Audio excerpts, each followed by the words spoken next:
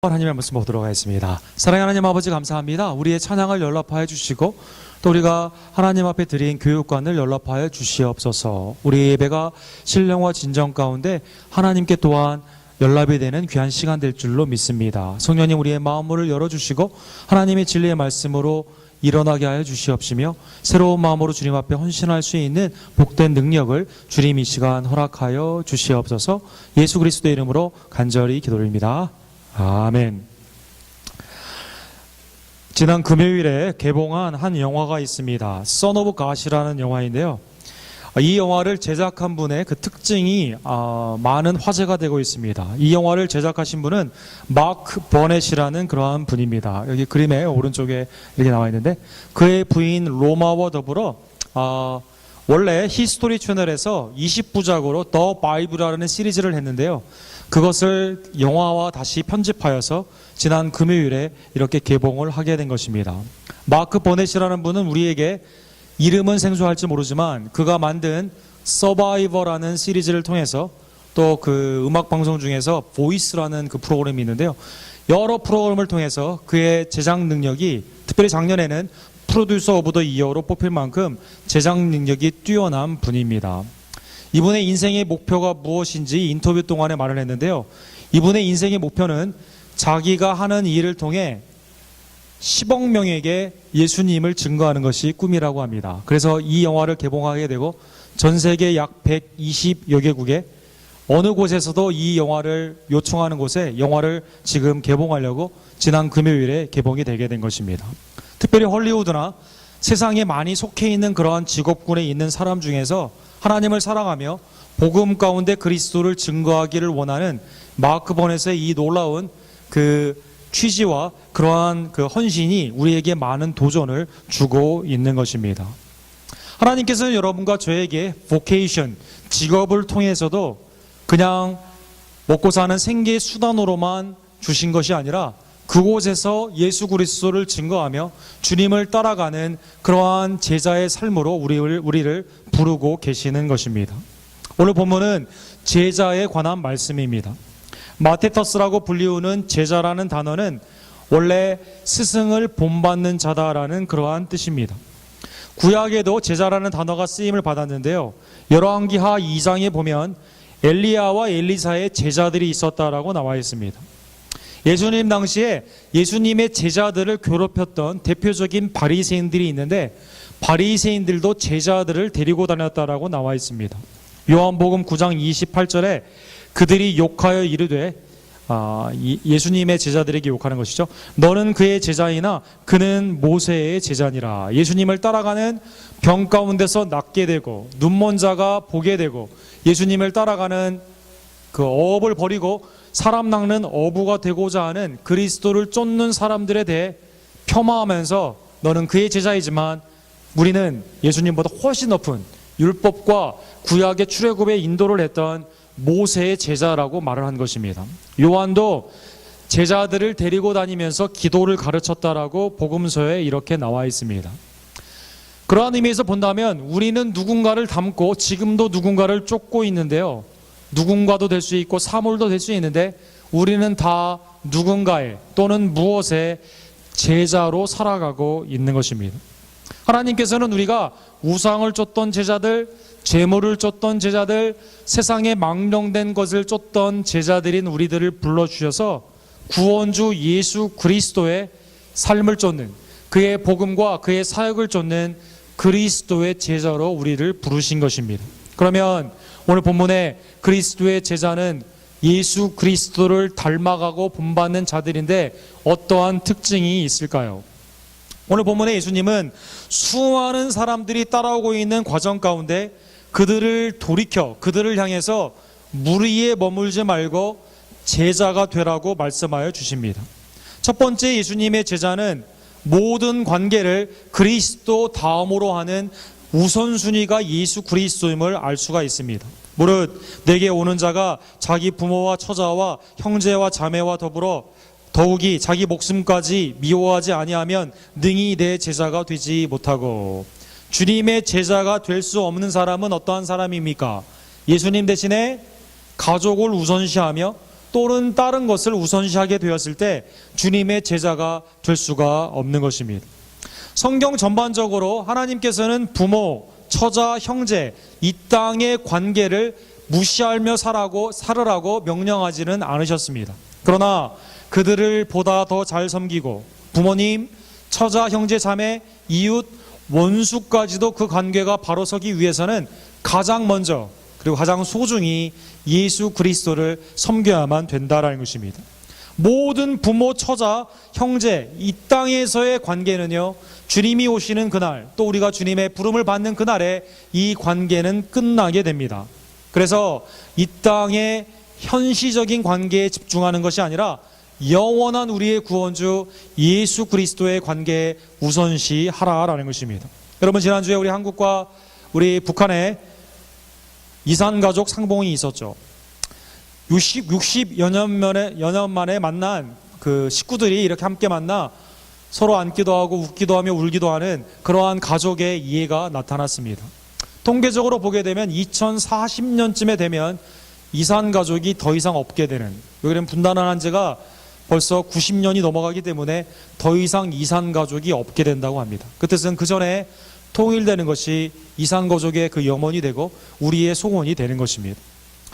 가족은 그러한 의미에서 매우 중요합니다. 그런데 동시에 북한에서는 어떤 일이 있습니까? 현재 약 3명의 선교사가 억류되어 있는 것입니다.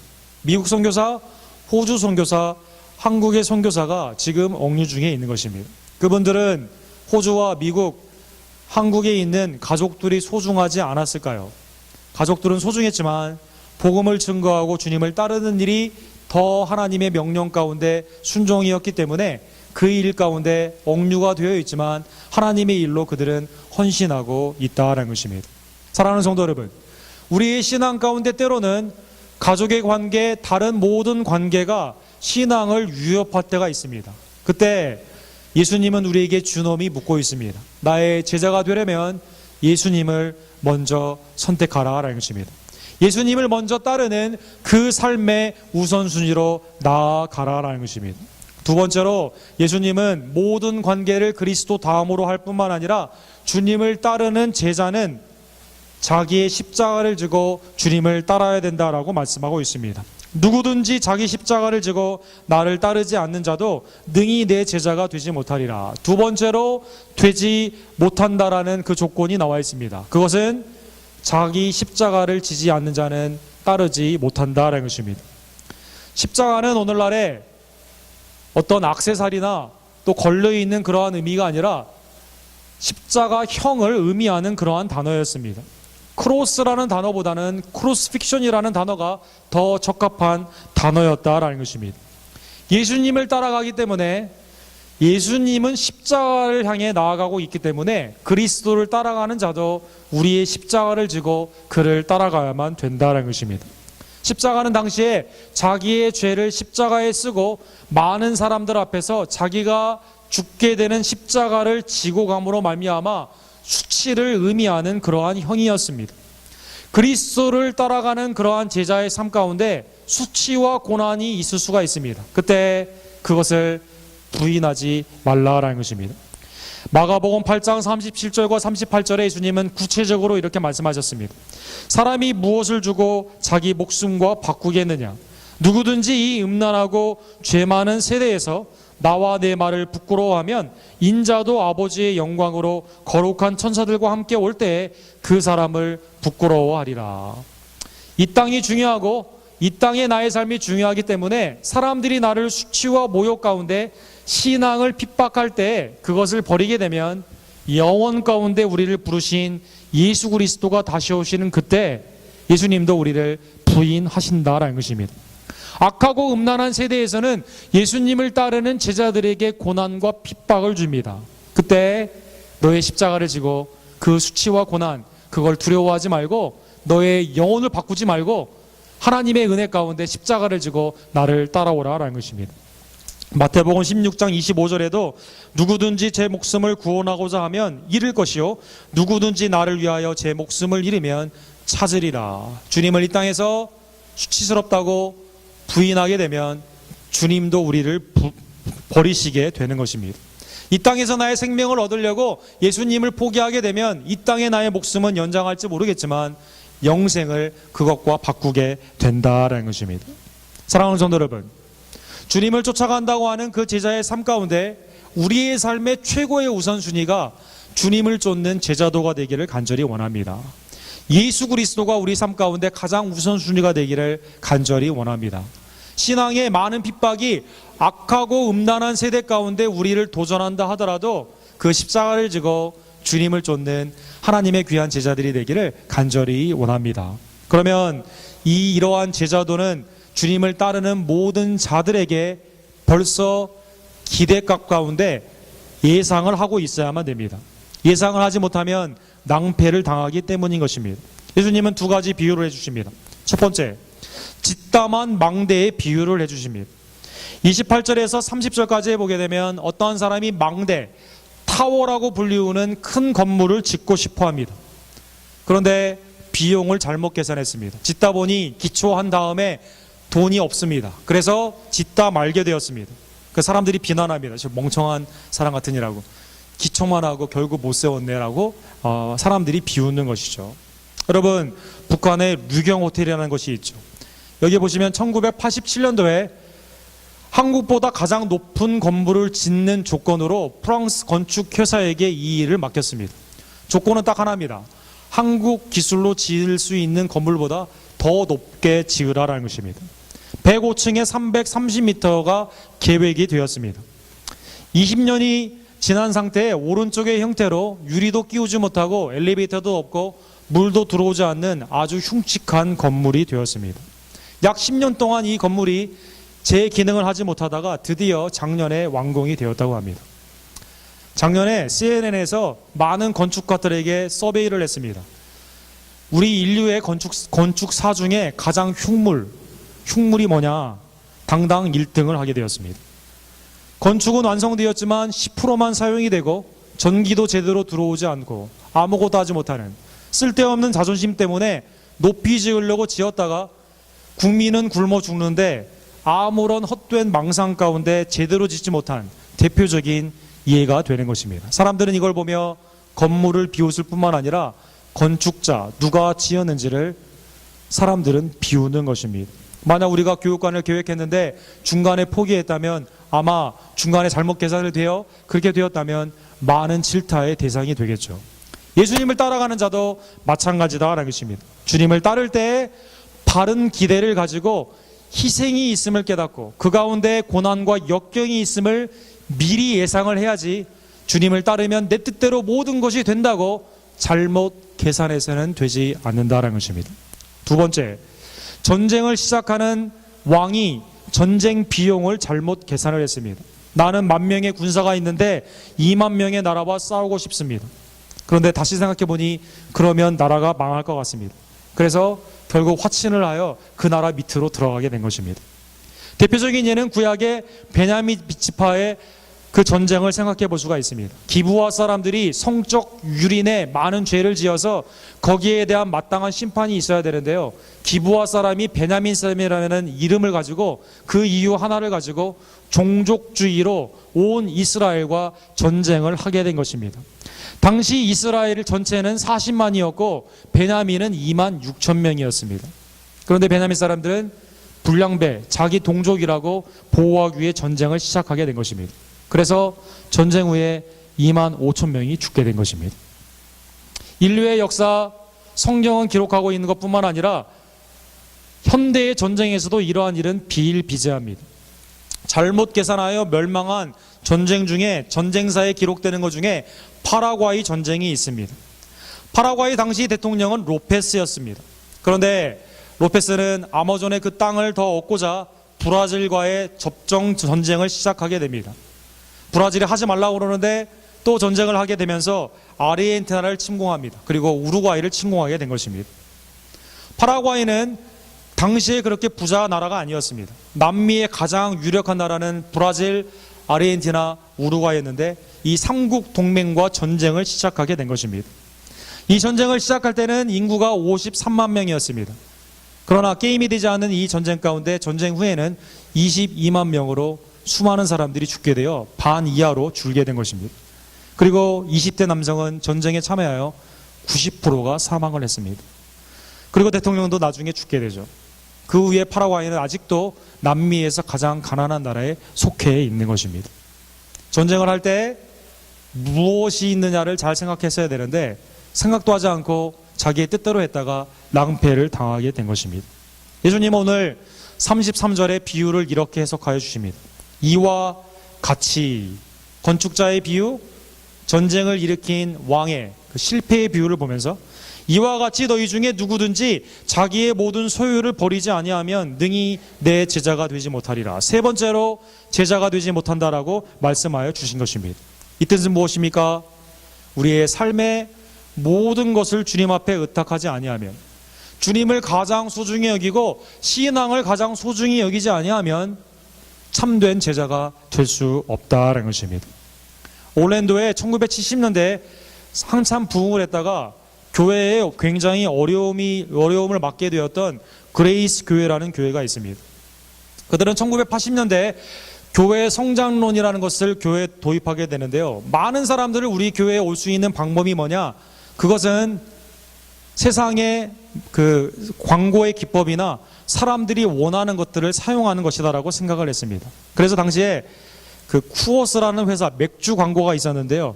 맥주 회사에서 여러분 라이트라는 그 맥주가 있지 않습니까? 플레이버는 비슷한데 칼로리가 낮고 좀 라이트한 술 먹은 후에 행오버가 없는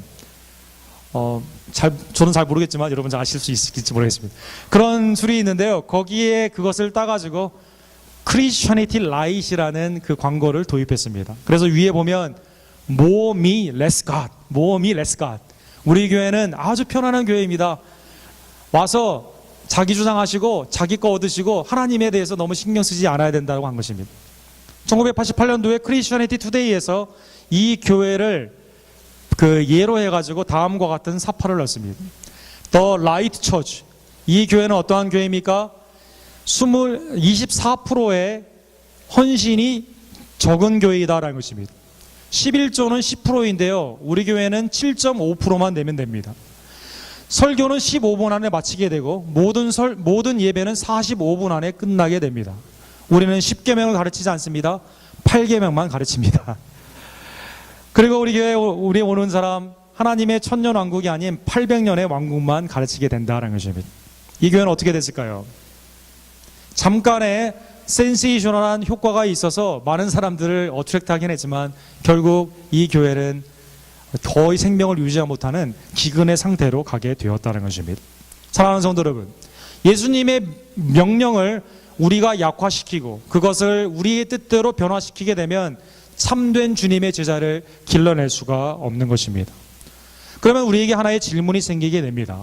그러면 본문이 말하는 제자도, 즉 예수님이 본문에 말을 하는 것이 내가 희생을 해야만 구원은 나의 공로 가운데 희생의 공로로 구원을 받느냐라는 것입니다. 그렇진 않습니다. 성경에 하나님은 분명히 우리에게 말씀하십니다. 로마서 3장 24절에 보면 그리스도 예수 안에 있는 속량으로 말미암아 하나님의 은혜로 값없이 의롭다 하심을 얻은 자 되었느니라. 구원은 믿는 모든 자에게 거저 주시는 하나님의 은혜인 것입니다. 에베소서 2장 8절과 9절에 보면 너희는 그 은혜로 의하여 믿음으로 말미암아 구원받았으니 이것은 너희에게 난 것이 아니요 하나님의 선물이라. 행위에서 난 것이 아니니 이는 누구든지 자랑하지 못하게 함이라. 우리의 행위나 우리의 공로로 구원을 받는 것은 아닙니다. 주님의 전적인 택하심과 속량하심과 성령의 거듭남으로 우리를 구원하여 주신다라는 것입니다.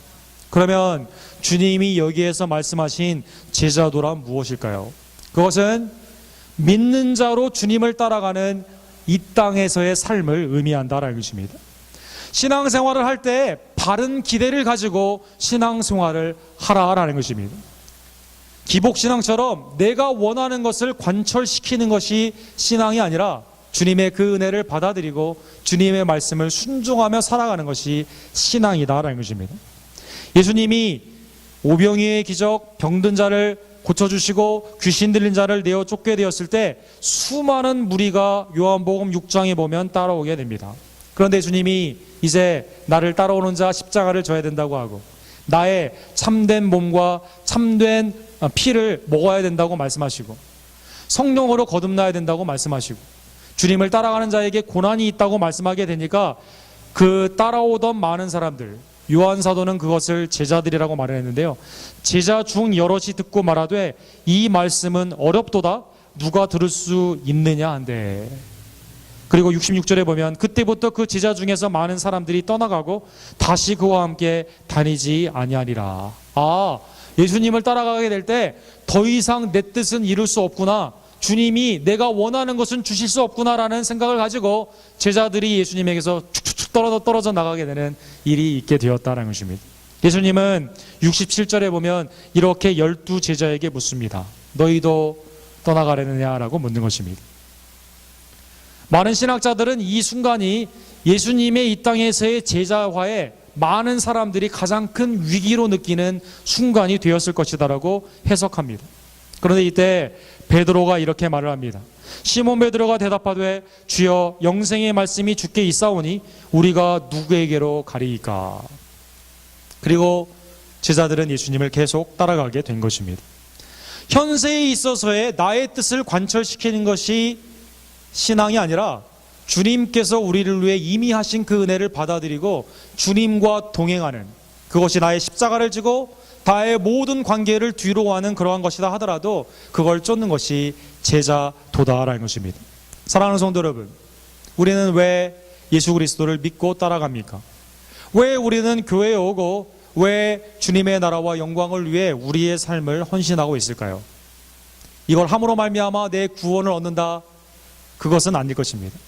이미 구원을 받았고 주님이 나로 말미암아 십자가에 못 박혀 죽으셨고 부활하셨기 때문에 그 구원의 은총에 감사하여 현세에는 십자가를 지는 것과 같은 고난과 어려움이 있지만 영생이 있는 그 주님과 동행하는 것이 나의 감사의 뜻이기 때문에 주님을 쫓는 그러한 신앙으로 우리는 살고 있는 것입니다.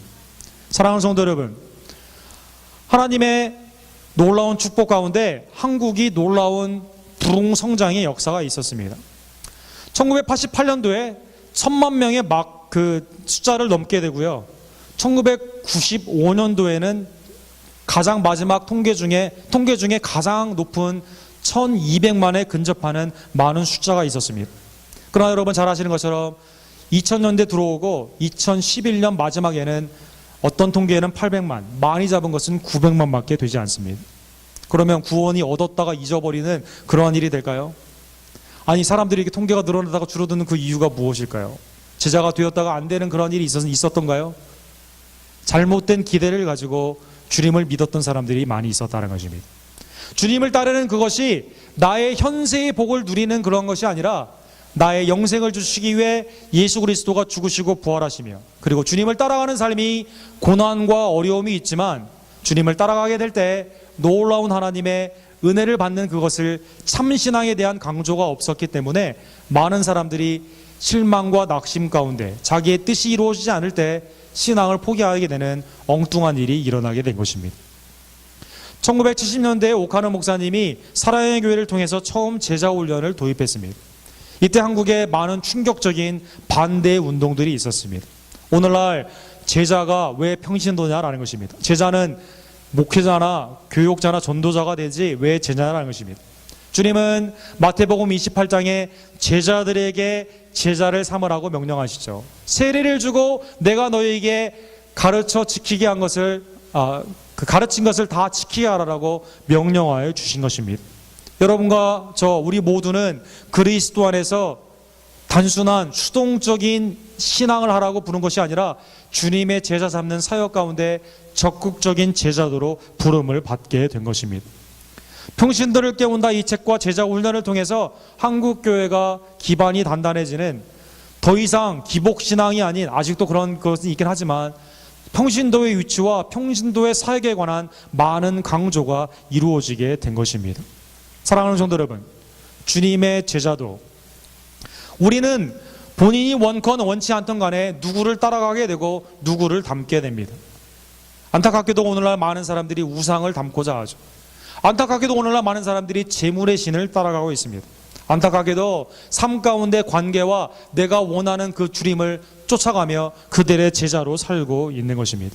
그런데 여러분과 저를 그러한 죄와 사망으로 가는 제자도에서 예수 그리스도로 말미암아 구원하여 주시고 아들의 형상을 담게 하기 위해 하나님은 여러분과 저를 구원하여 주시고 그리고 그러한 길을 살아라고 명령하여 주시는 것입니다. 사랑하는 우리 언덕교회가 주님의 도우심으로 말미암아 주님을 닮아가기를 간절히 원합니다. 디모데후서 1장 12절에 보면 주님을 닮아가는 이 제자도는 고난이 있지만 주님의 함께 하심으로 이길 수 있는 것입니다. 이로 말미암아 내가 이 고난을 받되 부끄러워하지 아니함은 내가 믿는 자를 내가 알고 또한 내가 의탁한 것을 그날까지 그가 능히 지키실 줄을 확신함이라. 주님을 우리를 불러주신 주님을 쫓아가는 그 제자들도 은혜로 시작하여 은혜 가운데 우리를 인도하여 주시는 것입니다. 고난 가운데 낙심하지 말고 내 뜻이 이루어지지 않았다고 해서 포기하지 않고 주님이 우리를 부르시는 그것이 주님을 닮아가는 그 제자도이며 제자도에는 고난이 있음을 이상히 여기지 아니하고 고난 가운데서도 우리를 지켜주시고 인도하시는 주님을 붙잡기를 간절히 원합니다.